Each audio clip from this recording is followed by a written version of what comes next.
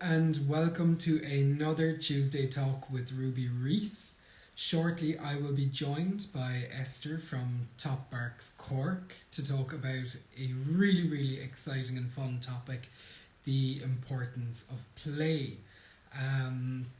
Just as we always start off, we like to keep these conversations informal and conversational.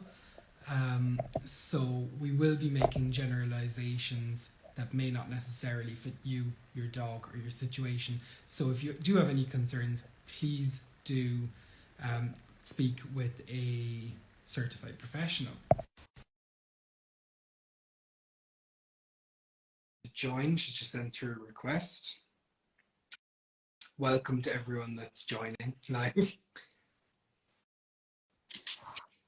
Esther, how are you doing? I'm good. Thanks. Sideways. Very good. All good. Would you do us the pleasure of introducing yourself? My name is Spring, and I am the founder of Barkz Cork, where play is at the heart of what we do. Very good. So, short and sweet. Thank you very much. And we'll dig into all of what you do in a second. I'll introduce myself briefly as well for anyone that doesn't know me. I'm Killian from Ruby Reese. We set up Ruby Reese just over a year ago because our own French bulldog Ruby has sensitivities, sensitive skin, sensitive tummy, and we wanted to make products that have top quality ingredients and are suitable for dogs, even those that have sensitivities. So without further ado, I think we can jump into a really fun topic, and thank you so much for joining with such a brilliant high energy topic. Maybe we could just start off with the basics and talk about what is play, and maybe is play only for puppies? Yeah, so what is play is I suppose it's not opposite of serious, but more the opposite of unreality, if that makes any sense. So it's kind of like a state of mind. The best way to describe it would be like almost like dreaming. So when you're dreaming, you're in another state of mind, you're not in reality. Play is simply like that as well. So for canines or canines as a family, not just our domesticated dog, but the whole group of canines, they're social predators, they're social animals. So play has a lot of functions and has a lot of roles, and there's lots of different types of play. So it's play kind of performs. It's like an act of almost learning what's right and wrong when you're a puppy, and then also kind of a bit of escapism when you're an adult dog, or something to enjoyable to have when we're so it's kind of like a mash of different bits and pieces of learning how it moves, which way I can turn, can I throw that stick up in the air, can I catch it again? If I do catch it again, how fast can I do it? Actually, I'm playing with a cat. How fast is the cat? Is the cat not going to run away, or is she going to run away? And I'm playing with my human. What will my human do? Did he throw the ball? Won't he throw the ball? What's going to happen? And then other parts like, dog play is like, can I wrestle you? Can I pin you down? Can you pin me down? You chase me? Am I as fast as you?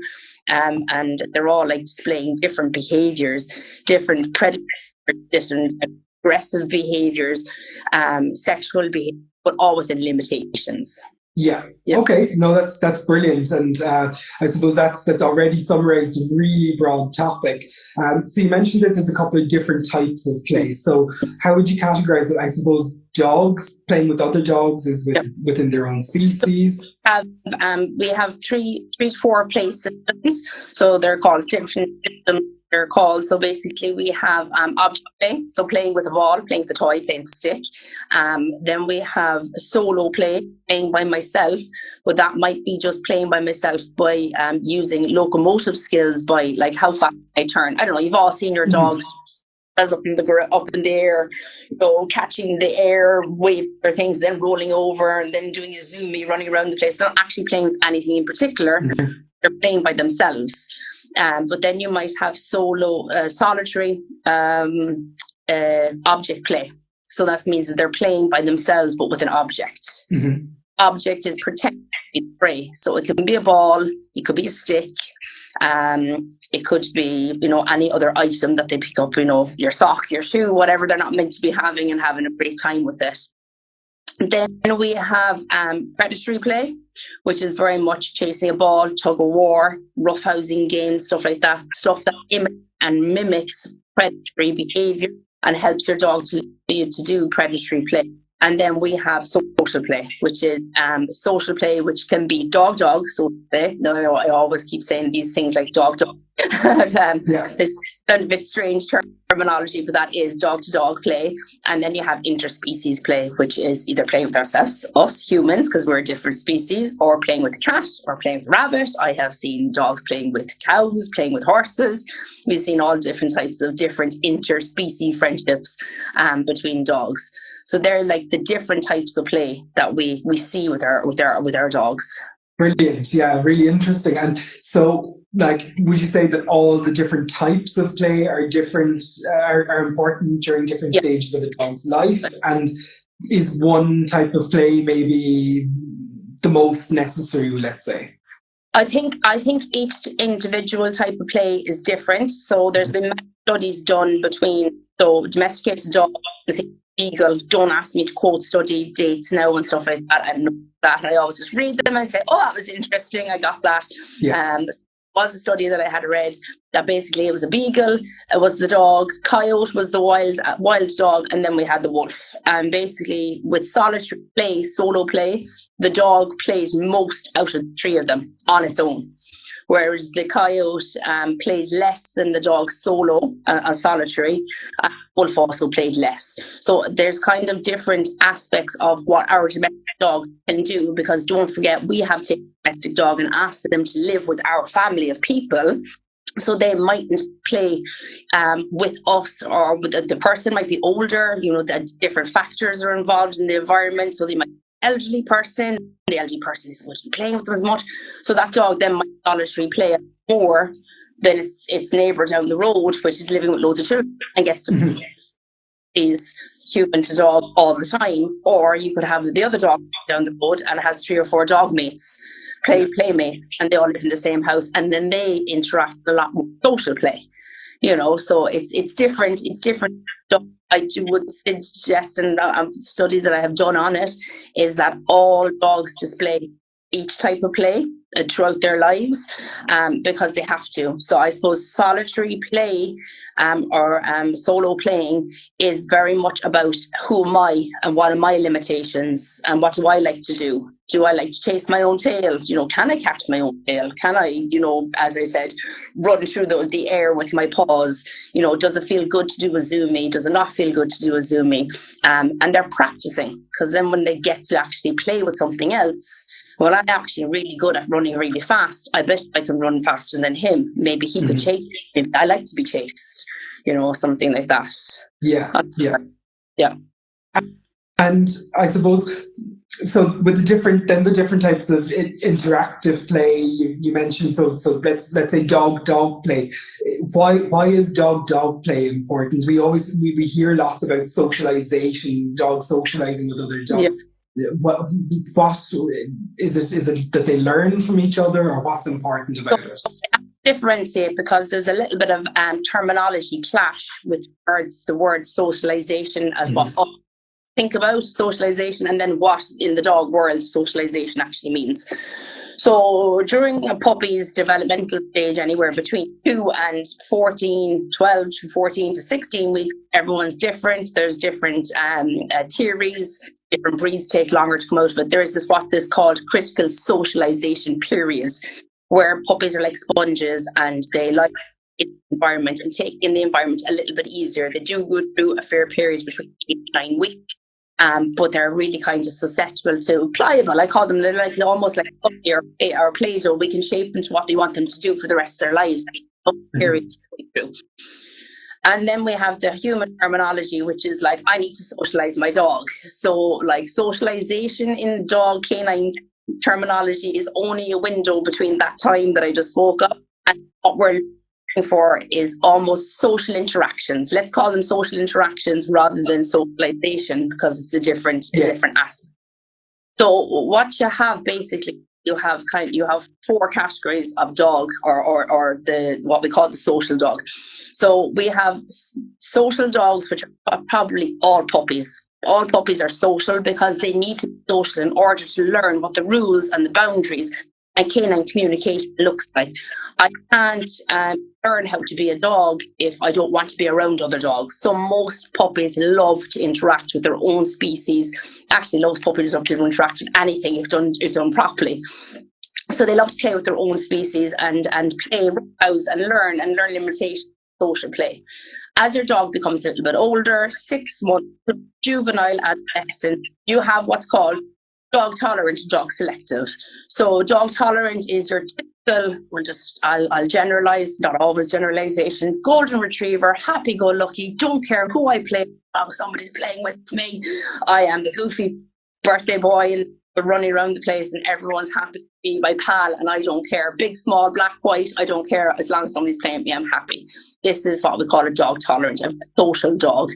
Then you have dog selective. And as dogs get older, they do get selective. So for I'm at the Marine Market and I'm hosting play dates, you might get an older dog come down to like the 6 months plus kind of them my horny teen area, and she could walk in, she could be 2 or 3 and she would be just allergic to them. It's like us hanging out with toddlers and you're just no interest. And they're literally dog selective. So basically you're kind of saying, I have a social dog, but I just don't want to play with you. You know, I just don't like your dog. I don't like your play style, because they all have different types of play. And then we have what's called dog aggressive. But again, sometimes terminology can come out in the wrong way. And it's not that the dog is outwardly aggressive to physically attack another dog, but basically says, I don't like the interaction with dogs. And they do it in a very polite way. They tell the other dogs, no, I don't want to interact with you. And no, please, looking at their human, do not put me in that arena. I will not enjoy it. I don't want to be here. This is not my scene, basically. That's the best way to describe it in human. Yeah.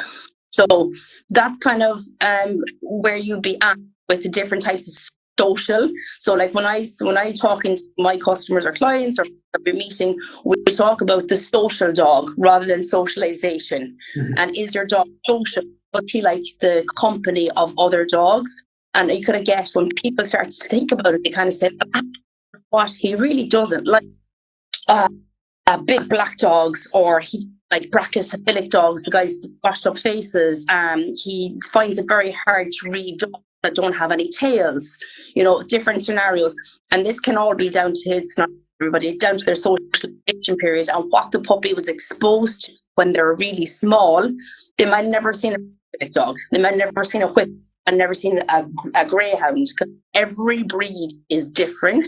Every breed moves differently. Mm. I know that Ruby is a Frenchie. Frenchie is completely different to what certainly my Irish setter does, you know, and they still play, but they just move differently and they play differently.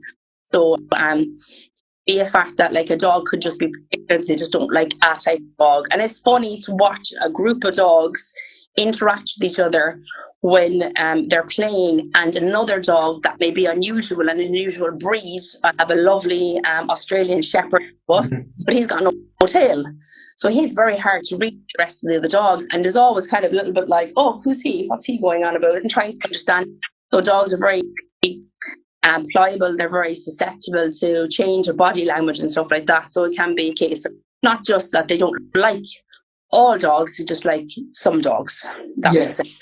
Sure, yeah, because they're looking out for the visual cues and they're not getting them then, for example, like you said, with the tail, which definitely understandable. And you also, so you mentioned that the importance of the play, and especially in the very younger kind of weeks and months, but can there be negatives as well? Do these sessions need to be supervised? Oh, well, yeah. Potentially, can they learn bad behaviors?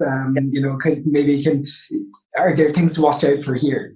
So what I would always say is when we're in new puppies, so for argument's sake, paint a picture of a puppy comes to the house at 8 or 9 weeks, a new puppy at 8 or 9 weeks, is obviously not fully vaccinated or immunized, and generally kept at home by the owner for its own safety, and also the veterinarians, socialized and stuff like that. So you could be talking another 3 weeks or 4 weeks before they actually get down to a place like me or an interaction like me.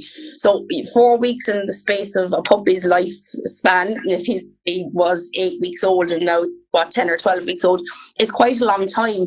So between that time, they have literally, because they're going through the critical socialization period, have adapted and bonded really hard with the humans in their life. So sometimes you can see them looking at, say, God almighty, what are these guys? They're like aliens. Who are all these puppies? And what we do is we just take it really slowly. So we take it really. Some puppies are social butterflies. They're like, yes, this is what I've been wanting. And they're straight in there and they're playing in the rough. And they don't need any introductions, similar to children. And then you have other ones that are a little bit shyer, and other ones then they're too overwhelmed. It's just too much for them.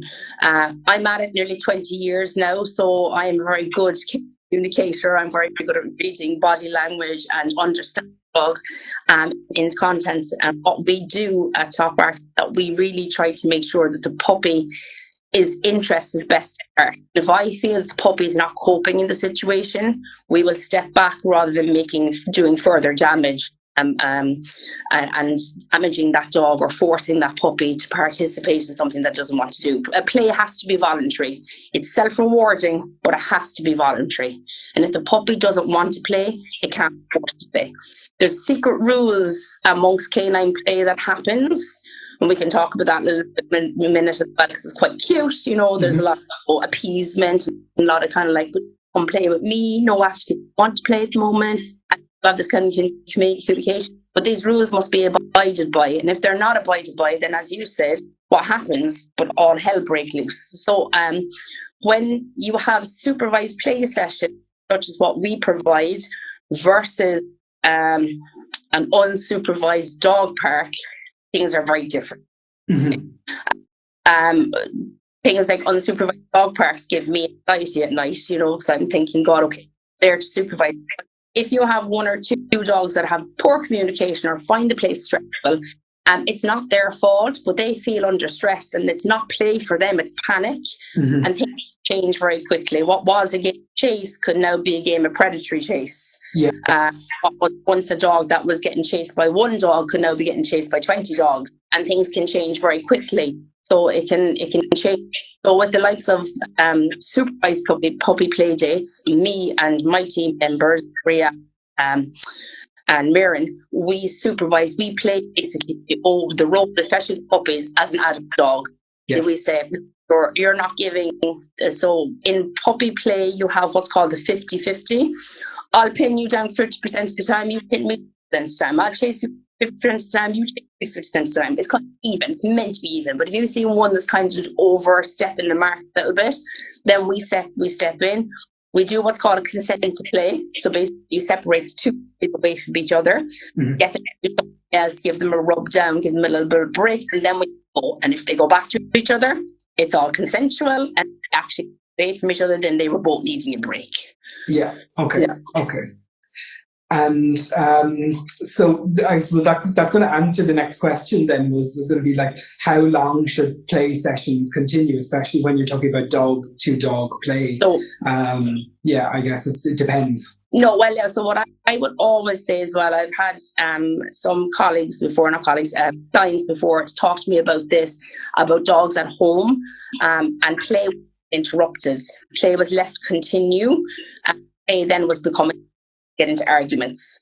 So what I would always say was, you need, when you look at play, like we can talk importance of play, we could do another 3 sessions live video on what actual play looks like. So when you're looking at play and dogs playing, you're looking for very short pauses. And these pauses, the rules I was talking about. So the rules basically are you okay? Yeah, I'm okay. Keep going. And then they play again. And then they might stop again. Are you still okay? And then you might get a play bow in the middle of it, or a head turn to say, no, actually, I don't think I like that. You've been a bit rough with me. Or a walk away, or a disengagement and start sniffing the floor. So there's very clear communication. And a dog that plays beautifully has excellent communication. It's a dog that can communicate really well. So when you're not getting these breaks, it can lead to over-arousal, overstimulation, and then due to that, then you do get aggressive altercations. Okay. It's about knowing when to step in. Puppies, as young as generally I don't get anything really younger than 12 weeks, no more than an hour, and even 15. I altered a day at a half an hour for some puppies, kind of say he's had enough, he's tired now, he's cranky, he needs to go home for a nap. And then as they get older, they can play longer, but our sessions are around 1 hour. And they don't really, it's very exerting. It is very exerting. It's really exaggerated, a lot of energy and mental stimulation as well. Oh, definitely. And I think anyone that's watching this sort of run around the place after a puppy or a dog. So I think everyone understands how much energy goes into a play session. So talking about that, and you mentioned all of these kind of secret rules.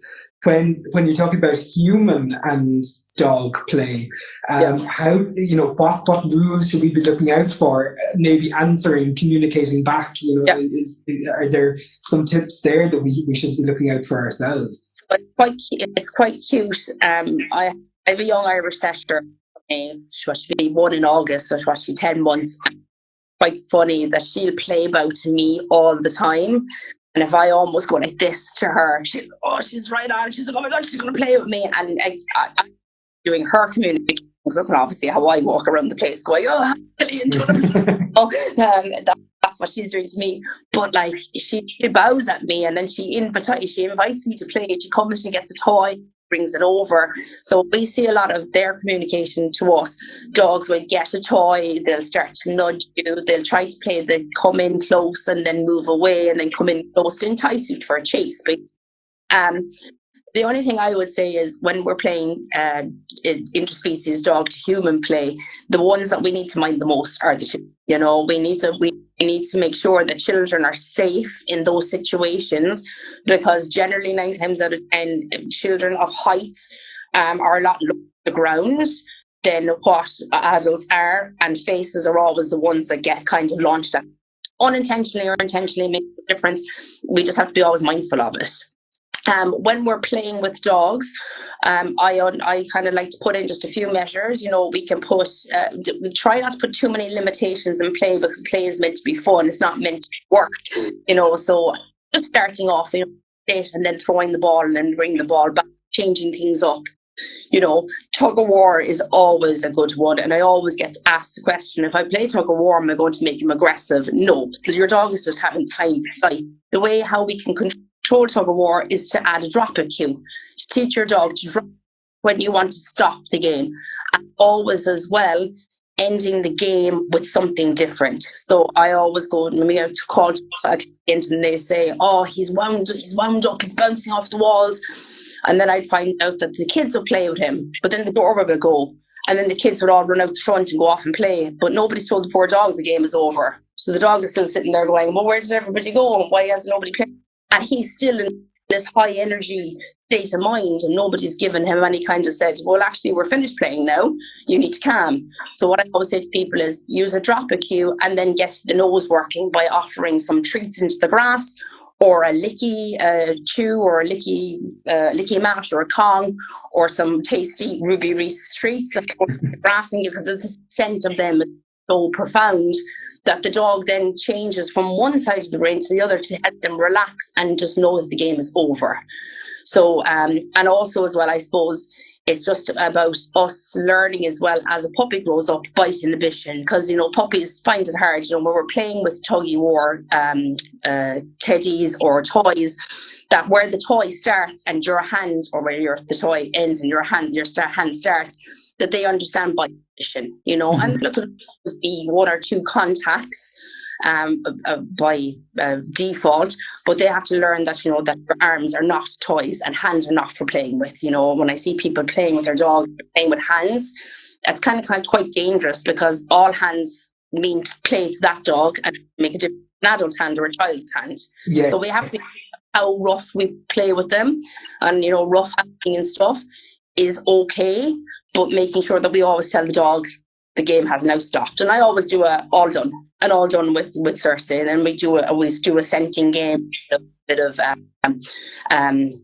cue marker, like asking her to sit or to touch or watch or whichever, a little bit of, and then it helps her to calm down and wind down. Yeah.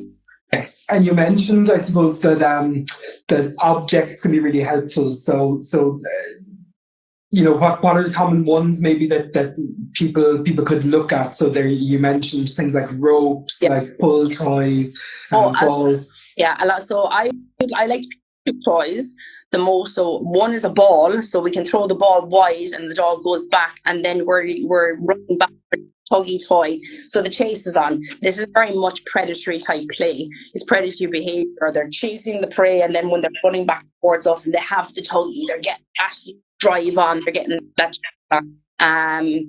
You can also use scent to play, so that we can start hiding stuff. You can hide children, so always find the child, where did she go, and then get them to sniff around the place and find people. Like, they're all great games. You can obviously have stuff like agility equipment and stuff like that we can play with dogs, but like most effective things are like those tug war games. Tug Enough, I think, is a really good brand. If I'm not mistaken, I think Snap About just did a post about toys as well. Really good toys, and stocking a few toys and stuff. Like, it all depends on your dog's drive as well. Like, I've met dogs tug war if you paid them, but love the ball, and then other dogs that could be like, not that, but I'll play tug of war all day with you. Or I like brain training toys. I like to find things. But like we can always make training a play as well, like teaching them different things, like middle or center or leave and stuff like that. They're all things that we can play with them. Yeah, like you say, I suppose it's about mentality and a way of being in the mental state, as opposed to a specific thing that's written down in rules. And did you want to touch as well on other interspecies play? So are there things that people need to watch out with when the dog and the cat are playing? Yeah, I think it's quite funny because like I'm near Thursday's living with me since last December, like, and herself and the cat are still not friends. Like, there's no hope for Thursday with my cat. And it's so funny to watch at the start of how much Cersei was just doing all the normal dog requests to play. She was play bowing, she was rolling over, and the cat then, it was just like, oh, what's wrong with you? So sometimes they'll play, sometimes they won't. But when the cat and dog play, it is quite cute. It is quite cute. There is a thing that's called self-handicapping in play for canines, so for social play. So basically, let's just paint a picture of the Great Dane playing with the Chihuahua, okay? The Great Dane obviously can't use its full force if it wants to play with the Chihuahua, because it's not going to work, and the Chihuahua is not going to trust him, and he's going to run away, okay? Yeah. So there has to be a thing that's called self-handicapping, and you see this a lot with older dogs and puppies. So an older dog that says, okay, great, I'll play with you for a while, and the puppy says, great, that's brilliant. And you always see the older dog just kind of lying on the floor, and the puppy's bouncing all over them, and the older dog might just kind of push him away or give him a bite, but they've totally self-handicapped themselves. This kind of very much happens to dog cats as well. Yeah. Because obviously, the dog, if wanted to, can afflict a lot of power, a lot of pressure if it wanted to, but also the cat is very quick and can also cause a lot of damage with claws and stuff like that. So I think both species probably do a little bit of self-handicapping if they like each other's company. Yeah. So it's very interesting to watch, and very interesting to see. Yeah, definitely. I suppose both parties just have to be into it, like you say, from earlier on. It doesn't matter what. Voluntary. It has to be voluntary, and it has to be self-rewarding. For play to take place, basically, you have to have a few settings. You have to have a familiar environment. You have to have trust, and then from trust, or from trust of the environment, trust of your playmate. Because if there's any sort of fear, it can't lead to curiosity, and then if it can't have curiosity, it can't lead to play. Yeah. So the dog feel they're comfortable in the situation that they're doing. And I find that a lot with the young puppies that come in first will be a little bit wary of the environment, because they've been in the environment before. So therefore fear takes over, and until they can feel that they can trust the environment and trust what's happening in the environment, they won't become curious. Once they become curious, then they'll start to play. Mm-hmm. I've often had pups and owners and brilliant owners have come back week after week after week just to sit there with their little puppy in between their legs, and the puppy's sitting there watching, social learning, watching everything happening and looking at them. And then one day, maybe 5-6 weeks later, we'll just take their first day. Yeah, I'm ready. play at their own time. So we never force them. We never lift them up or put them in a play session. We always let them do it by their own veracity. And what's kind of unique, well, is we're there. Like, I'm there to supervise, but their owners are there. So that human bond is there for support as well. Because if you think of a daycare setting, the dog's dropped off. The human isn't with them. But we're a kind of play session with us, you're invited to stay with your dog. So therefore then you get to I've often more heard that, like, I think I like it more than the dog gets it, because I just love watching them play. The joy of watching them play and interact.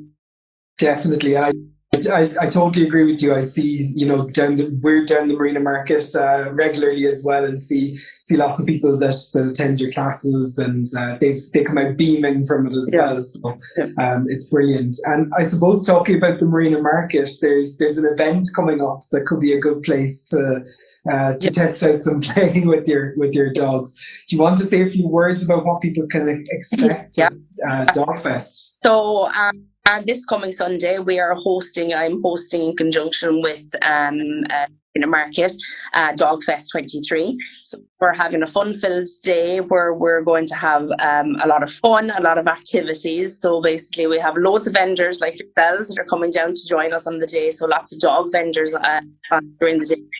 We have lots of different areas. We're going to have a doggy stage, not a catwalk, a dog walk. We're going to doggy wood, which basically is where you can get your dog's picture taken. We have a camper station. We're going to have pool parties. We are going to do dock diving as well. So here's hoping that all goes well. It'll be great. And then we have a main stage where we have lots of demonstrations. Our good friends from Hounds and Hells, and also from Doggerside. Caroline from Doggerside is going to do a few demonstrations. We'll be doing lots of different things like hay bale racing, fun things. We have some puppy play areas and play areas as well, where the dogs can interact and be off lead. But again, like we talked about earlier, not for every dog, but doesn't mean that you can't come. If your dog is not that type of dog, it doesn't mean that you can't come down and enjoy it as well, because some dogs just don't like that scene, and that's perfectly fine. Other dogs are social butterflies, but if you love dogs and you want to come down and be with like-minded people, it's going to be a great day. Absolutely, definitely. That's this Sunday, the 2nd of July. Yeah. And like you said, there's going to be so many amazing people there. I've seen the lineup. I've seen the other vendors. There's such a growing community around Cork and around Greater Ireland. And it's going to be brilliant. So I'm really, really looking forward to that. Yep. So thank you so much for coming on and speaking with me briefly about the importance of play. You've already got my brain firing for more, and I'll have to pick your brain again more on Sunday. Guys, if you would like to follow more of Esther and what she's doing, her Instagram is Barkz Cork. That's Barkz with a Z.